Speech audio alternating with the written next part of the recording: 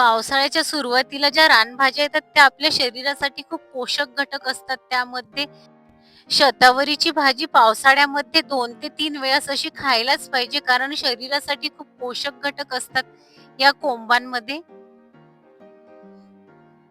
सुरुवातीला असे छोटे-छोटे कोंब येतात. हे चॉकलेटी कलरचे असतात आणि लगेचच 3 दिवसामध्ये अशा प्रकारचं असं झाड तयार होतं हे आणि लगेचच वाढतं. म्हणून लगेच पावसाळ्याची सुरुवात झाली की लगेचच हे कोंब यायला सुरुवात होते आणि हे कोंब आपल्याला असे तोडून घ्यावं लागतात.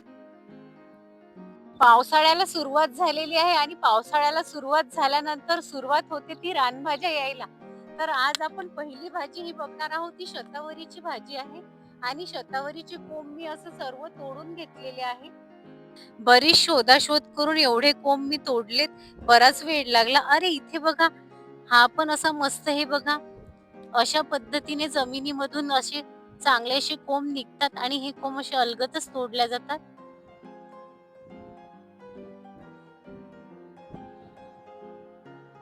आणि 2 ते 3 पाणी आल्यानंतरच बघा जमिनीमधून असे कोंब यायला सुरुवात होते आणि हे असे सर्व कोंब मी असे तोडून घेत आहे.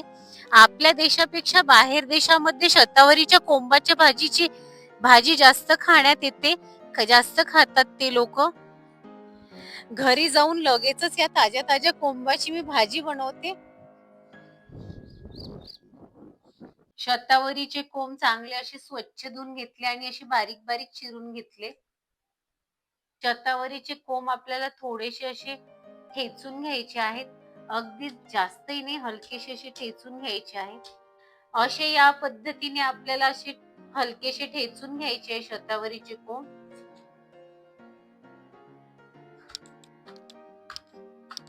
शतावरीच्या भाजीसाठी तेल घेतलं, जरासं तेल जास्तच घ्यायचं आहे आणि 2 मोठे-मोठे कांदे चिरून घेतलेले आहे. कांदा पण जास्तच पाहिजे या भाजीला. कांदा टाकून घ्यायचा.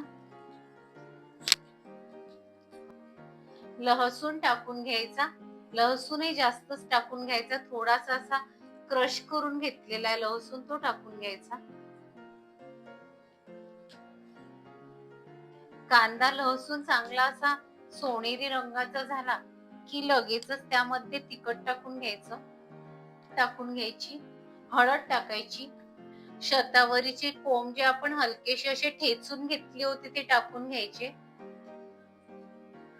चवीनुसार मीठ टाकायचं. 2 ते 3 चम्मच गूळ टाकून घ्यायचा.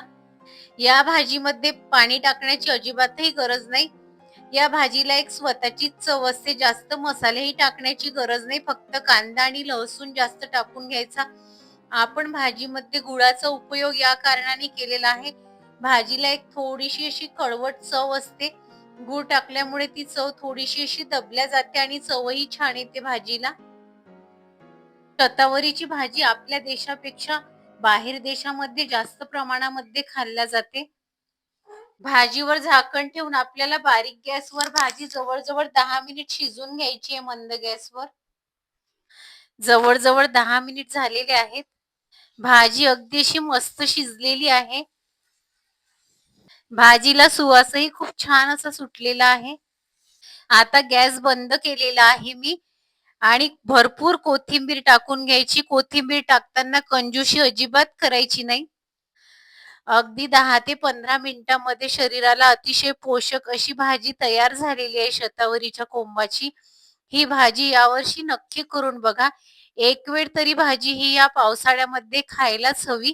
तुम्हाला शतावरीच्या भाजीची रेसिपी जराही आवडली असेल, तर तुमच्या मित्रांमध्ये, फॅमिलीमध्ये शेअर करायला विसरू नका. तर भेटूया अशाच एका नवीन रानभाजी सोबत. बाय.